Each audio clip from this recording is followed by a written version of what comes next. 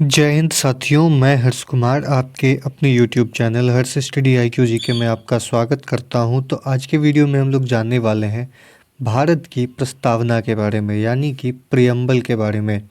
तो फ्रेंड, आप किसी भी एग्ज़ाम की तैयारी कर रहे होंगे, ये वीडियो बहुत ही इम्पॉर्टेंट रहने वाला है, इसीलिए वीडियो को अंत तक देखिएगा। अगर वीडियो आपको इन्फॉर्मेटिव लगे तो चैनल को लाइक और सब्सक्राइब ज़रूर कर लीजिएगा। तो चलिए चलते हैं पहले प्रश्न के पास। तो पहला प्रश्न हमसे बोल रहा है कि संविधान सभा में उद्देशिका प्रस्ताव यानी उद्देश्य प्रस्ताव है, निम्न में से किस एक के द्वारा प्रस्तुत किया गया था।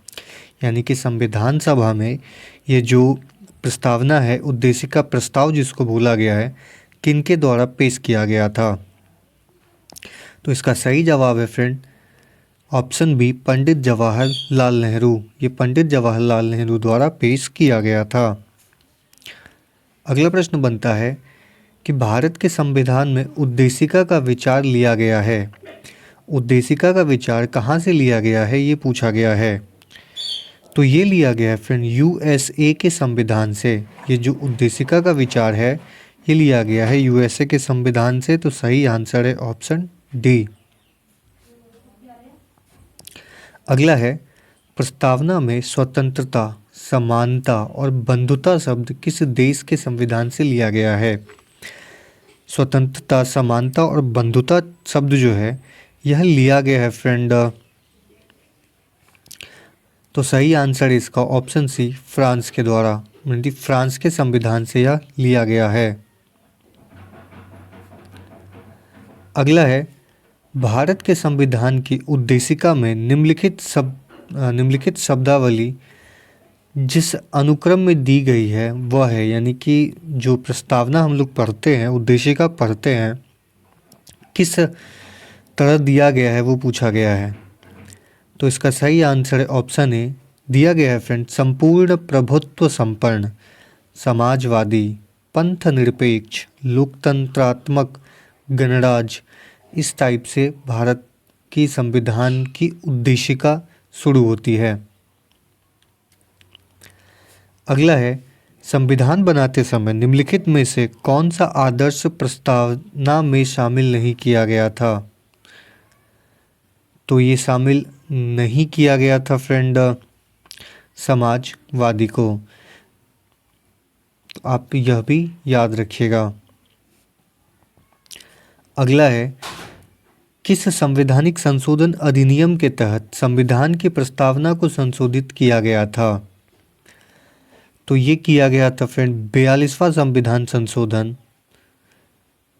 सही आंसर है ऑप्शन डी, 42वां संविधान संशोधन। अगला है, किस संवैधानिक संशोधन में भारतीय संविधान की प्रस्तावना में समाजवाद तथा धर्मनिरपेक्षता को जोड़ा गया। समाजवाद और धर्मनिरपेक्षता को जोड़ा गया है वह संवैधानिक संशोधन है फ्रेंड 42वां संवैधानिक संशोधन। तो आप यह मोस्ट इम्पॉर्टेंट रूप से याद रख सकते हैं। अगला है, निम्नलिखित में से कौन सा शब्द भारतीय संविधान के 42वें संशोधन द्वारा प्रस्तावना में शामिल किया गया था। तो 42वें संशोधन द्वारा प्रस्तावना में शामिल किया गया जो शब्द है वो शब्द है फ्रेंड अखंडता। तो सही आंसर है ऑप्शन डी। नेक्स्ट है, निम्न में से कौन सा संशोधन अधिनियम मिनी संविधान या कि लघु कह सकते हैं इसको, लघु संविधान माना जाता है। तो लघु संविधान जो माना जाता है फ्रेंड, यह माना जाता है 42वां संविधान संशोधन जो कि हुआ था 1976 में। तो सही आंसर है ऑप्शन सी, 42वां संविधान संशोधन। नेक्स्ट बनता है कि सभी व्यक्ति पूर्णतः और समान रूप से मानव है, यह सिद्धांत माना जाता है। तो यह सिद्धांत जो है यह माना जाता है सार्वभौमिकता। तो सही आंसर है ऑप्शन ए, सार्वभौमिकता। अगला प्रश्न बनता है कि भारत में राजनीतिक सत्ता का प्रमुख स्रोत कौन है। भारत में राजनीतिक सत्ता का जो प्रमुख स्रोत है फ्रेंड वह है जनता। तो सही आंसर है option A, Janata. Next question बनता है कि निम्नलिखित में से कौन भारत को धर्मनिरपेक्ष राज्य वर्णित करता है। तो सही आंसर है संविधान की प्रस्तावना। संविधान की जो प्रस्तावना है वह भारत को धर्मनिरपेक्ष राज्य घोषित करता है यानी बतलाता है। नेक्स्ट है कि पंथ निरपेक्ष राज्य है यानी एक पंथ निरपेक्ष राज्य का काम क्या है, यह पूछा गया है। तो यह फ्रेंड धर्म के प्रति तटस्थ रहना, यानी धर्मों के प्रति तटस्थ रहना। तो सही आंसर है ऑप्शन डी। नेक्स्ट है भारत एक धर्मनिरपेक्ष राज्य है, यह निम्न में से किस वाक्यांश में व्यक्त है। तो यह है आस्था और पूजा की स्वतंत्रता। इसी वाक्यांश से हमें पता चलता है कि भारत एक धर्मनिरपेक्ष राज्य है। सही आंसर है ऑप्शन डी। अगला प्रश्न है कि भारतीय संविधान की प्रस्तावना में प्रयुक्त न्याय शब्द अभिव्यक्त करता है। न्याय शब्द जो है वो अभिव्यक्त करता है सामाजिक, आर्थिक तथा राजनीतिक न्याय को। तो सही आंसर होगा ऑप्शन डी। अगला है निम्नलिखित में से कौन भारतीय संविधान की प्रस्तावना में उल्लेखित नहीं है। तो भारतीय संविधान की प्रस्तावना में उल्लेखित नहीं है तो फ्रेंड इसमें क्या क्या है वो मैं बता देता हूँ। इसमें सामाजिक न्याय है, राजनीतिक न्याय है, आर्थिक न्याय है, लेकिन धार्मिक न्याय का उल्लेख कहीं भी नहीं किया गया है। तो सही आंसर होगा ऑप्शन डी धार्मिक न्याय। अगला है भारतीय संविधान की प्रस्तावना में निम्नलिखित में से किस स्वतंत्रता का वर्णन नहीं है। किस स्वतंत्रता का वर्णन नहीं है ये पूछा गया है। तो नहीं है फ्रेंड आर्थिक स्वतंत्रता का। इसमें विचार की स्वतंत्रता का आज़ादी दिया गया है, विचार प्रकट करने की स्वतंत्रता का आज़ादी है, विश्वास की स्वतंत्रता का आज़ादी है, लेकिन आर्थिक स्वतंत्रता नहीं दिया गया है। सही आंसर है ऑप्शन डी। अगला है भारत के संविधान की उद्देशिका में निम्नलिखित में से किसका उल्लेख नहीं है। तो किसका उल्लेख नहीं है ये पूछा गया है। इसमें सामाजिक समानता का उल्लेख नहीं किया गया है। तो सही आंसर है ऑप्शन ए। अगला है समाजवाद निम्न में से क्या प्राप्त करने में सफल रहता है। तो सही आंसर होगा समाज में अधिनियमित और सामाजिक कल्याण। सही आंसर है ऑप्शन डी। अगला प्रश्न बनता है कि संविधान के अंतर्गत भारतीय लोकतंत्र के आदर्शों को हम कहाँ देखते हैं। तो यह देखा गया है फ्रेंड प्रस्तावना में। सही आंसर है ऑप्शन ए प्रस्तावना। अगला है नागरिक समानता का आशय है, नागरिक समता का आशय है। तो यह बताया गया है कानून के समक्ष समता का। सही आंसर है ऑप्शन ए। नेक्स्ट है कि संविधान सभा में जवाहरलाल नेहरू द्वारा उद्देशिका प्रस्ताव कब प्रस्तुत किया गया था। तो मैंने आपको बताया था कि संविधान सभा में उद्देशिका प्रस्ताव पढ़ने वाले जो यानी पेश करने वाले पहले व्यक्ति थे पंडित जवाहरलाल नेहरू, और ये पेश किया गया था फ्रेंड 13 दिसंबर 1946 को। तो सही आंसर है ऑप्शन बी 13 दिसंबर। इसलिए नेक्स्ट है भारतीय संविधान का कौन सा भाग संविधान की आत्मा कहलाता है।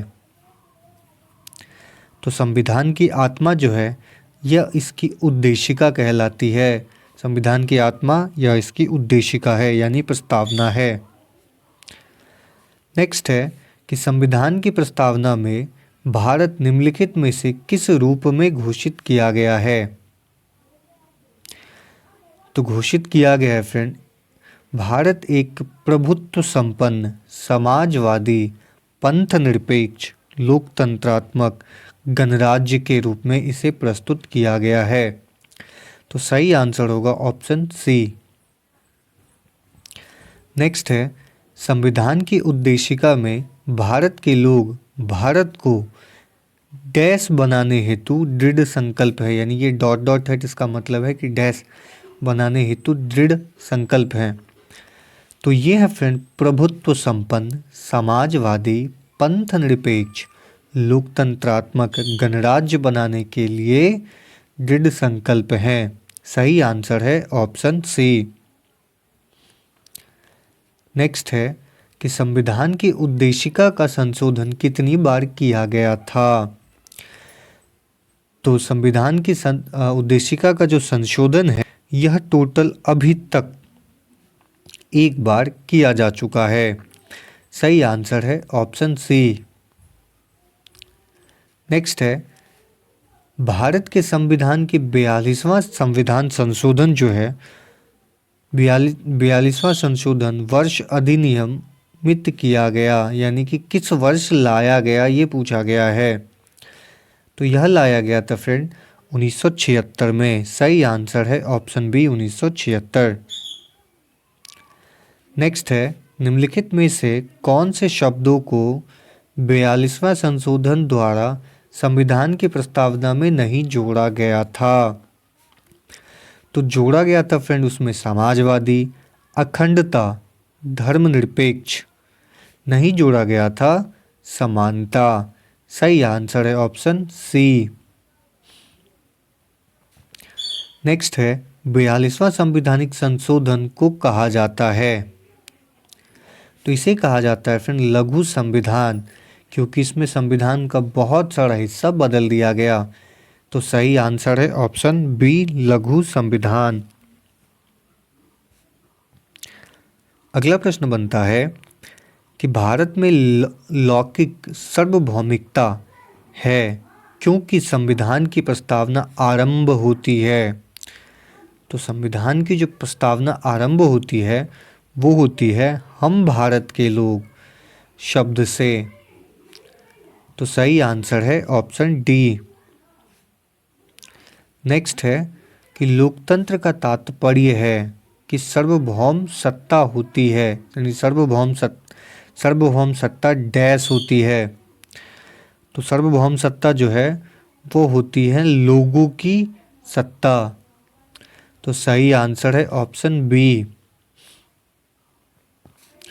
अगला है, निम्न में से किसे पंथ निरपेक्ष राज्य कहा जाएगा।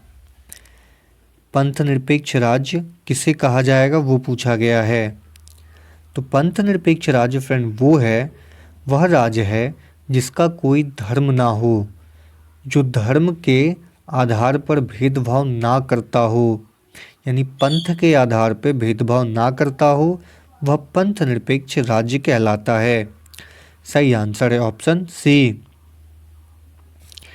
अगला है, भारत के संदर्भ में निम्न में से कौन धर्मनिरपेक्ष शब्द का सही भाव व्यक्त करता है।